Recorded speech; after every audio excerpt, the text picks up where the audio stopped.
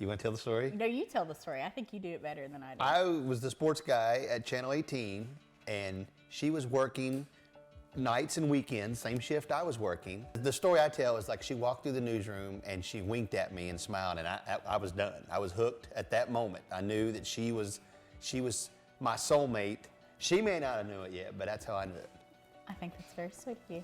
I found out early on in my adult life it was going to be like medically impossible for me to father a kid. I was a foster child.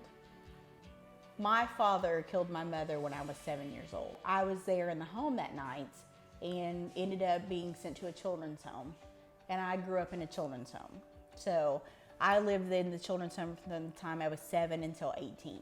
That's kind of how we got involved in foster care, because it was always a forefront in my heart. That's why the foster care and adoption system is so important to us, because the way she grew up, that was very important for her to give back to somebody. There's so many kids here in our backyard.